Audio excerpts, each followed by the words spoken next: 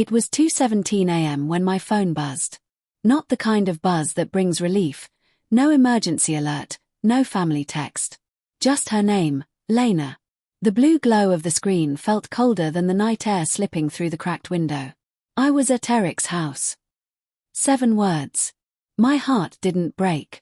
It stopped. I read it again, slower this time, like it might change meaning if I gave it patience. I could almost hear her voice trembling through the message, like confession and cowardice mixed together. I could picture her sitting in her car, hands shaking on the steering wheel, probably rehearsing the lie she couldn't commit to. My thumb hovered over the keyboard, but my mind flooded before my fingers could move. Eric. Her co-worker. The one who always lingered too long when he spoke to her at company dinners. The one who texted her, "You looked amazing today," once, and she said I was overreacting when I confronted her. Maybe I was overreacting. Back then. But now the truth had a pulse, and it was beating right through my ribs. I didn't reply. Not immediately. Instead, I sat on the edge of the bed, staring at the faint outline of her pillow beside me. Her scent, vanilla and something soft, familiar, clung to the fabric. It used to comfort me. Now it felt like a mockery, like her absence was whispering all the things she'd done while I waited for her to come home. The clock ticked. Each second scraped at my skin. Images flickered in my head. Her laughter, her excuses, her phone flipped face down. The new perfume she'd started wearing. The sudden late projects. The moments I dismissed because love makes you blind, and pride makes you stay that way. I finally typed. "Did you sleep with him?" The 3 dots appeared, then vanished. Appeared again. Then gone. Minutes passed like hours until another vibration broke the silence. It wasn't planned. I didn't mean for it to happen. My vision blurred. It wasn't even anger at first, it was disbelief. Like I was watching someone else's life unravel. Someone stupider. Someone who should have seen it sooner. I stared at her words until my chest started to ache. That ache, slow and deep, became something sharper. The next morning, I didn't go to work. I just drove. No destination, no music. Just the hum of the tires on the highway and the hollow echo of her voice in my head. I kept asking myself why. Why him? Why that night? Why tell me now?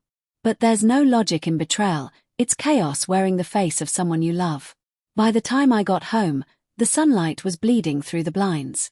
I poured myself a drink I didn't even want and scrolled through our old photos on my phone. Our anniversary dinner. Her birthday.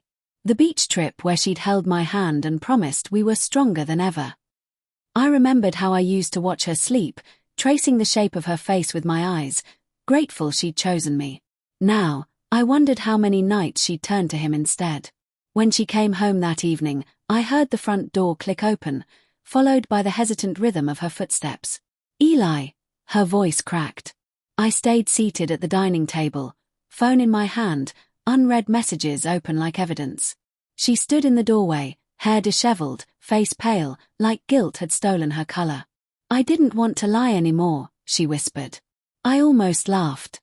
"So instead, you decided to ruin everything with honesty." She flinched, then sat down across from me. "I made a mistake."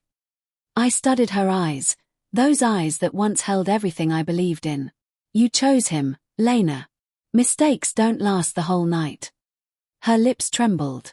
"It didn't mean anything." "Then why did you stay?" No answer. Just silence, thick and unbearable. The kind that fills every corner of a dying room. I looked down at my phone again, reread her text, and then typed something new, my final reply. "I hope he's worth losing me for." I hit send. Then stood up. She reached for my hand, eyes wet, voice shaking. "Please, don't do this." I pulled away. "You already did." I walked out. No shouting.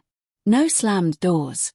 Just the sound of her breaking behind me, the same way she'd broken me in silence. That night, I checked my phone one last time. Dozens of messages. Apologies, please, promises to fix it. But every word sounded hollow, rehearsed, desperate. So I typed one final message, not to her, but to myself, Something I knew I'd need to remember when the ache came back. Loyalty doesn't beg for explanation. Love doesn't hide in someone else's house. Then I blocked her number. Weeks have passed now. The bed feels too big. The quiet feels too loud. But there's peace in it, an uneasy, fragile peace that comes when you finally stop trying to understand what destroyed you. Sometimes, I still catch the ghost of her perfume in the air. For a moment, I let it hurt. Then I let it fade. Because I've realized something. Closure isn't a conversation. It's a decision. And mine came in one message. The one that ended everything.